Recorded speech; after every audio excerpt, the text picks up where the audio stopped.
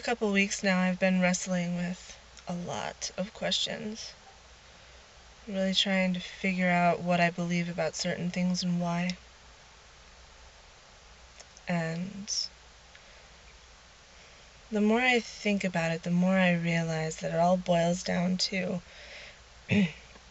one question, and that is, what is sin?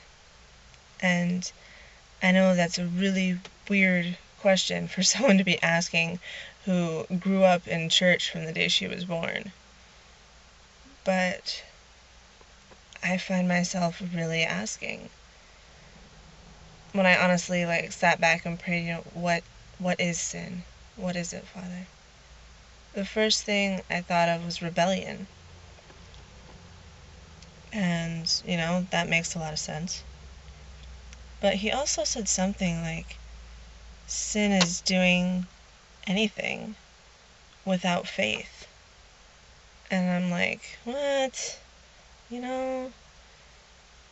Because, I tend to think of sin as like a big deal, this terrible thing. Like, if sin is anything that a person does without faith, without trust in God, then that's a lot.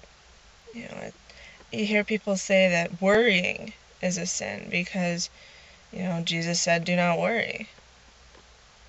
Do not worry about anything, but pray about everything and trust that God will take care of you. I'm like, really? You're trying to tell me that that's a sin? I mean, that's a big, terrible, awful thing. I don't think that's a sin. I think that's just something we do. But now, that was years ago. But now I'm to the point where I'm like, maybe it is. And it's crazy because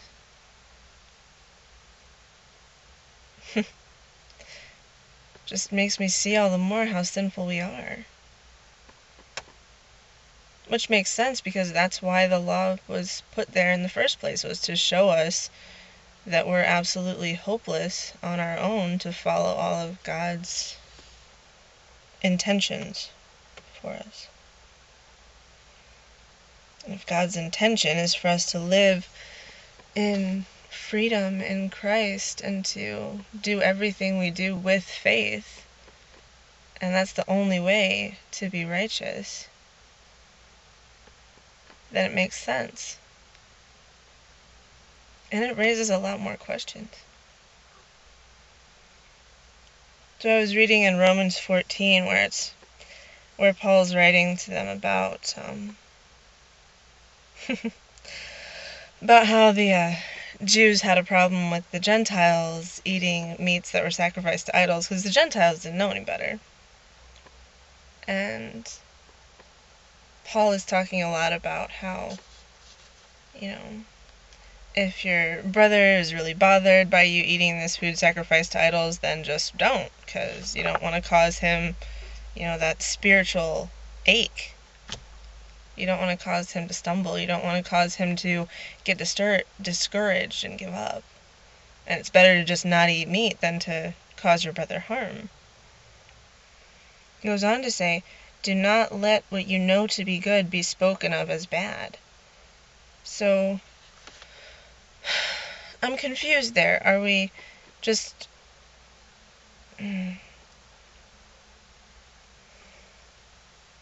Are we to do according to what our conscience tells us is right and wrong and just leaving it at that because we're all going to have to give account of ourselves to God and just quit judging each other because there's no point?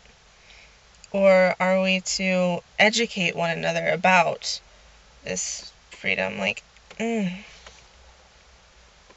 I'm really tripping over this, guys.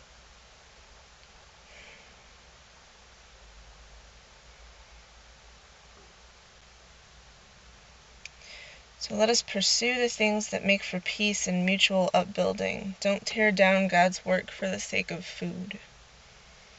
Don't tear God's work down for the sake of anything. What good is it to not eat meat or drink wine or do anything that causes your brother to stumble? The belief you hold about such things keep between yourself and God. Happy is the person who is free of self-condemnation when he approves of something, but the doubter remains under condemnation if he eats, because his action is not based on trust, and anything that is not based on trust is a sin.